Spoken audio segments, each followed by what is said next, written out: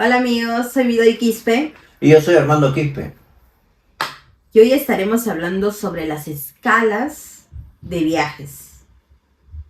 ¿Por qué estamos hablando de este tema? Bueno, este canal también hablamos de cómo ahorrar y aprovechar todas esas cosas del ahorro. Y justo la escala es una buena forma de ahorrar en el sentido de hacer turismo. ¿Y quién más para que nos hable mi papá, que varias veces ha viajado a través de una escala? Vamos a saber todos los detalles. Entonces, comencemos.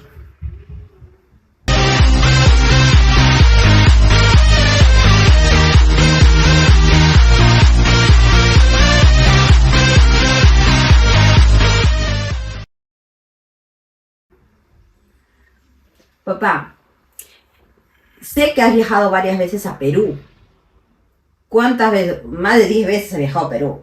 Bueno, sí, como peruanos nosotros extrañamos nuestra tierra y siempre, periódicamente Claro. íbamos. Antes de la pandemia, obviamente. Vivimos en Japón, resides en Japón y te vas a Perú, ¿no? Exacto. En ese medio camino de viaje, tú haces escalas. Exacto. ¿Y tú aprovechas a hacer qué en las escalas? Bueno, antes de la pandemia, más que nada, vamos a hablar antes de la pandemia. Porque después, durante la pandemia, fue diferente la cosa. Pero antes de la pandemia, las empresas comenzaron a lanzar una política que se llaman el stopover, que significaba que como irse por Europa era más barato que irse por Estados Unidos. Esa es la escala que tú paras, se llama stopover, Sí, ¿no? ese sistema de stopover significa que como vas a parar en esa escala, tú puedes aprovechar en hacer turismo en esa zona. Por ejemplo, teníamos que hacer escala en Francia, teníamos un pasaje de acá de Japón para Perú y teníamos que hacer una escala en Francia. Uh-huh. Entonces, como teníamos que esperar 10 horas el cambio de avión en Francia, entonces nosotros dijimos, bueno, sin costo adicional alguno por viajar a Francia, es nada, si no es un paso, entonces podíamos pedir ahí quedarnos en Francia una semana, 5 días, 4 días. Y eso es lo que hacíamos. Le decíamos a la gente, ¿sabe qué? Me quiero quedar en Francia, porque para ese entonces también, en estos últimos años, Europa había liberado de visados a Perú, por ejemplo. Antiguamente se tenía que tener ciertos visados, pero ahora ya no. Podías hacer el de tránsito y el de turismo. Uh-huh. Entonces eso ya no era necesario tramitar una visa.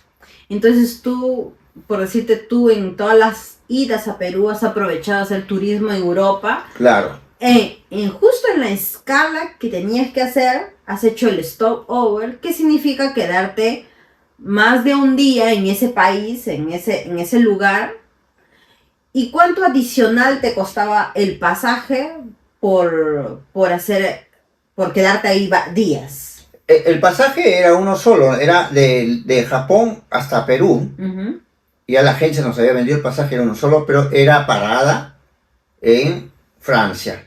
Uh-huh. Entonces, ahí nosotros no nos costaba ningún adicional más, solamente pedíamos de que nos íbamos a quedar 4 días y nos reprogramen el vuelo para Perú, porque ya estaba pagado.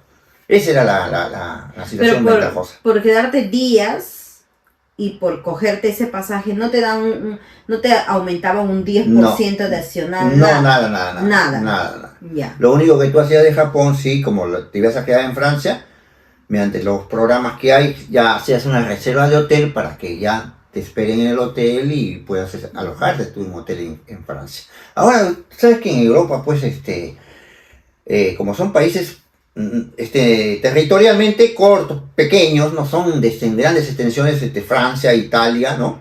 Alemania. Ya. Entonces están conectados mediante un sistema de trenes por toda Europa. Ya. No solamente de aviones, sino de trenes.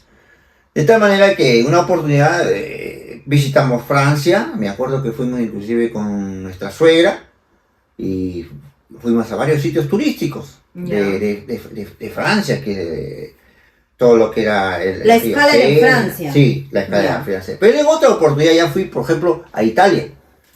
Pero la también escala igual. era en Francia. La escala era en Francia, entonces tomé tren para ir a Italia. Ya. En esos 4 días que pedí estar en Francia, en esos 4 días ya había visitado Francia, entonces no está estar en Francia, sino usar Francia para entrar a Italia. Y ahí entré, nomás me fui y estuve en Italia 3 días. Claro. Y de ahí regresé en Francia a tomar el vuelo para irme a Perú, que era mi destino. Claro, como los países son chicos, era más fácil, ¿no? Hay un sistema de comunicación de trenes ahí. Uh-huh. Bueno, en las escalas, normalmente, ¿cuántos días tú adicional te queda? O sea, 4 o 5 días. 4 o 5 días. ¿Por qué? Porque mira, ya, supongamos que yo no me quedaba 3 4 días en Stopover, Ya. o sea, en ese sistema, ¿no? ¿Sabes qué pasaba? Que tenía que esperar de escala para el otro avión 10 horas. Ya. O sea, 10 horas sentado en el aeropuerto. No, Ya. entonces mejor vamos a buscar una manera. Y justo salió esa promoción de los Stopover. Sí. Entonces, esos Stopover nos permitía que con el mismo pasaje podamos hacer turismo en esa zona. Sí. Ahora, ¿qué otras cosas podrías aprovechar en esas stopover? No te cobran adicional el pasaje, Uh-huh. uno, ¿no? Porque ya compraste el pasaje para la larga distancia, ¿no? Sí, Uno. exacto. Otro, hacer turismo. Otro, algún punto más.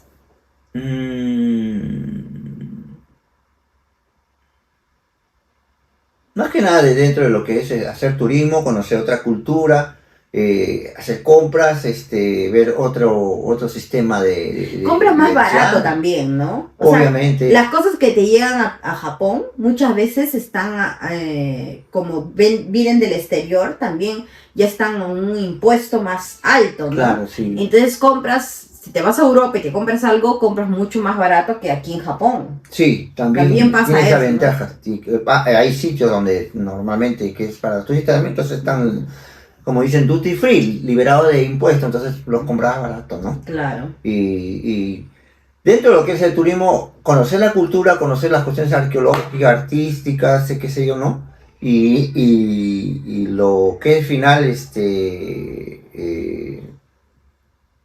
conocer la idiosincrasia de las personas. Por ejemplo, como en Francia, en nuestra estadía de Francia, veíamos que los franceses eran poco amables, eran mucho más hoscos. Amables. Poco amables eran. Mira. No eran tan serviciales. Por ejemplo, nosotros veníamos de un país como Japón, que tenemos años viviendo y residiendo en Japón. ¿Y cómo es la cultura japonesa? ¿Cómo te trata como un ciudadano? Uh-huh. Tú eres cualquier persona. Aquí mismo, tú vas en Japón, vas a una estación. Puedes ser el más pobre, el más rico y te tratan como Igual. Y tú le pides al señor dónde queda esta estación o esta calle. El japonés hasta te lleva de la mano hasta ese sitio. Uh-huh, sí. En Francia no era así. Nosotros no sabíamos dónde estaba la estación. Le preguntaba a un francés, ¿dónde está la estación?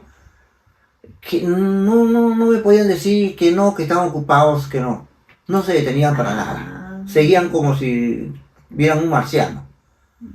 Y no era cuestión del idioma, nada. Era una cuestión mecánica nomás, porque ustedes saben que toda Europa, con la Unión Europea, se ha uniformado casi los idiomas. Los idiomas oficiales de la Comunidad Europea es el español, es el francés, el italiano y otros idiomas que han sido establecidos como idiomas del mercado común europeo. Entonces, hay mucha gente que entendía español. Pero dime, tú lo viste poco amable y tú te has dado cuenta que en otras culturas sí es diferente. O sea, en la italiana... en la italiana, muy amables. Cualquier persona que tú le preguntabas con amabilidad te contestaba, está de este sitio, usted vaya por acá, o por acá, o está al frente. Y eso que son países uno al lado del otro. Sí, pero culturalmente, pues, étnicamente son diferentes los franceses con los italianos, los alemanes también étnicamente son. Estamos hablando en general, ¿no? Estamos hablando como, mi papá ha ido como turista, no es que ha vivido ahí, ¿no? Mi papá como turista ha visto esta diferencia, ¿no? Sí, he podido percibir el trato de ellos, ¿no? Por ejemplo, en Francia cuando estaba perdido y le preguntaban 1000 franceses y los franceses cortos, no eran atenciosos, nada, y en cambio tuve que encontrar a un colombiano que estaba trabajando ahí vendiendo unos sándwiches en Francia. Él es el que me dijo así. El que papá te encontraste con un latinoamericano. Con un latino, sí. Un latinoamericano siempre sabe lo que es estar en una situación de, así, ellos son inmigrantes también. Exacto. Entonces me imagino que se habrá puesto en los zapatos, ¿no? Y eso también nos pasa aquí en Japón, ¿eh? Cuando nosotros yo misma veo algunas veces algún latinoamericano pasando dificultad con el idioma japonés, todo lo primero que hacemos es tratar de ayudarlos, ¿no? Porque Exacto. sabemos... Lo que es pasar eso, Claro. pues, lo que es estar en Y la me parece- nebulosa, ¿no? Y no saber qué. Otra cosa que también que pude observar, porque al regreso, por ejemplo, venía por el aeropuerto de Ámsterdam, que es Holanda. Ya. Entonces, ahí me sorprendió, ya no entré a Holanda. Podía haber entrado a Holanda, pero ya no, como era el regreso, ya no pedí estar en Holanda. Pero me sorprendió, por ejemplo, que en Holanda bastante narcotráfico hay por esa zona. Entonces las medidas de seguridad son pero excesivas. Ahí te revisan hombres y mujeres, está por donde sea, las mujeres mismas, las policías las revisan. Ya. Y las mujeres policías eran de una estatura por lo menos de 2 metros. Las holandesas eran gigantes. Claro. Y yo me quedaba sorprendido, pero ¿qué tipo de raza es, no? Es una raza europea, pero diferente a que la de Francia, ¿no?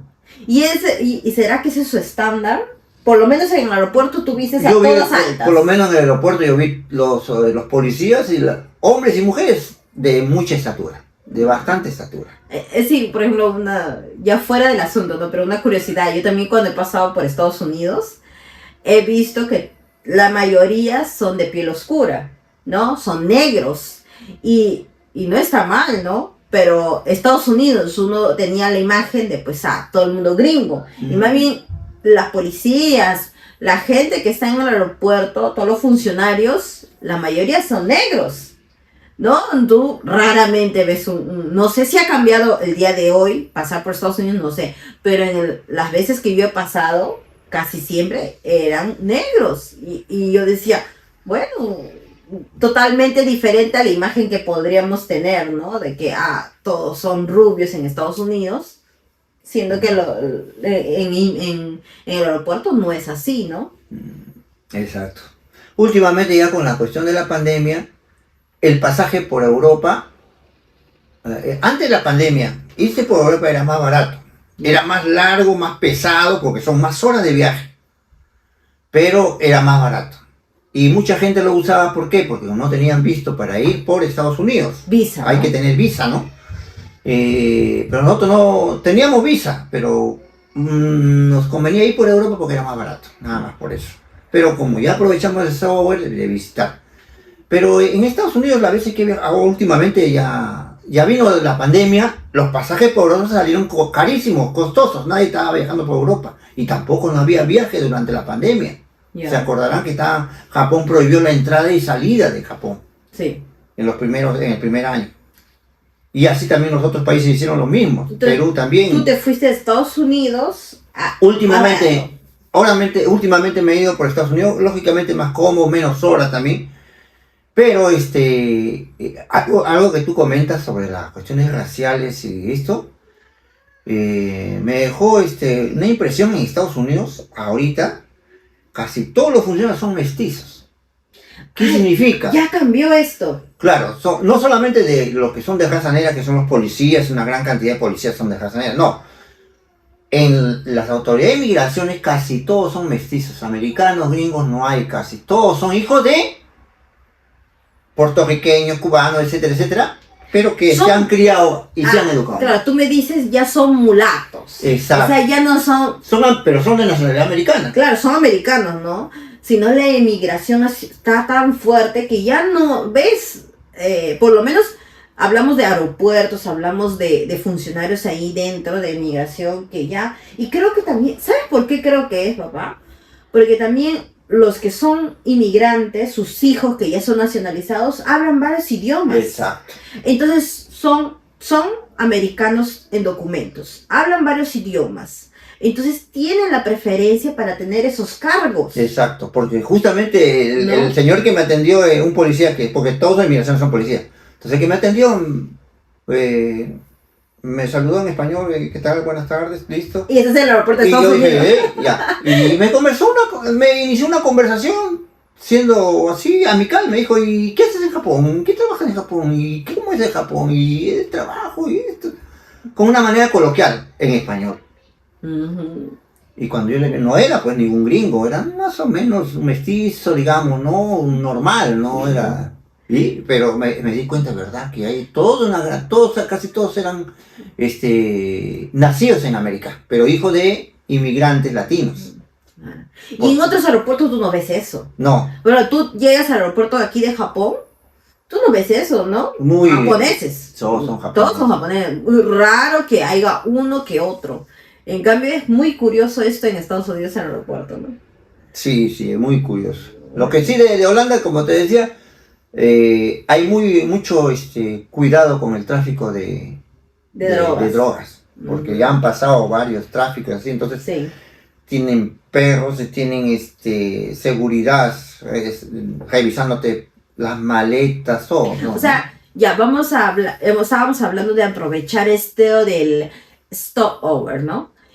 Pero también hay dificultades en ese stopover, que no es así de que, bueno, no te cobran el pasaje adicional, pero sí te dificulta esto de que tú tienes que estar preparado para combatir estos de cosas difíciles del aeropuerto, de documentación, tienes que ser un poco rápido en movilizarte, porque 4 o 5 días de hacer turismo, tienes que ser un poco más ligero, saber más o menos dónde ir, no tener mucha vergüenza en estar preguntando, ¿no?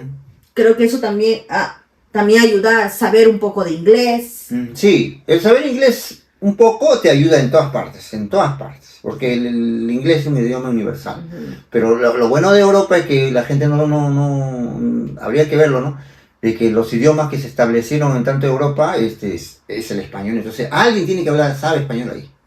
Por ejemplo, cuando estuve en Italia, el del hotel sabía español. Entonces Era, no sé qué, pero sabía español perfectamente. Y miren, ¿verdad?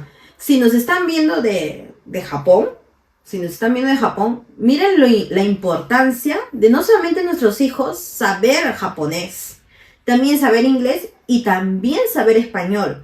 Muchos niños ya, como viven aquí en Japón, ya dejan de lado el español, ¿no?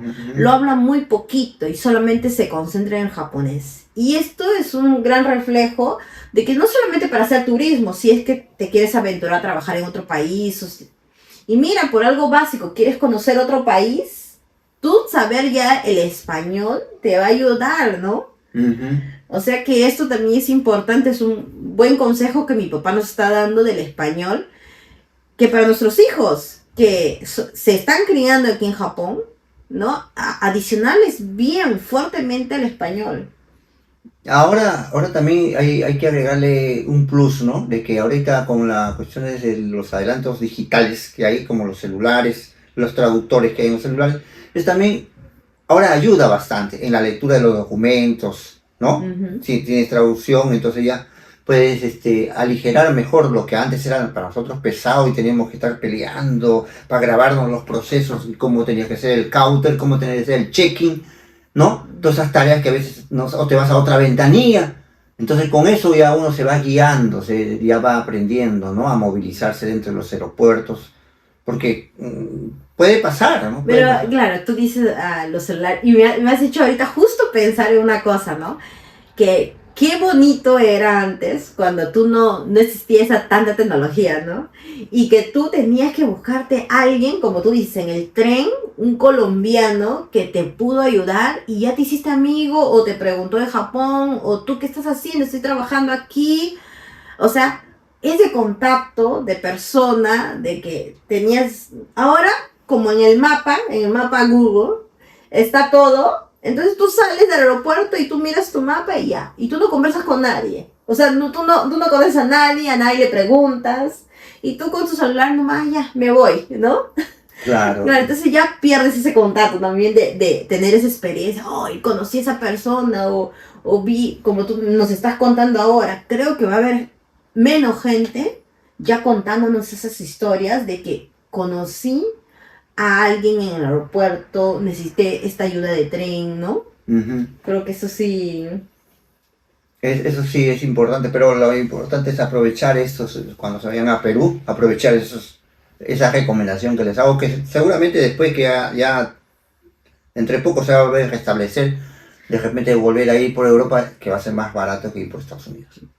Bueno, ese es un video para que vean las cosas buenas que te da el stopover, que son las escalas, ¿no? De días, quedarte en otros países días por días. Y bueno, ojalá que les haya gustado el video.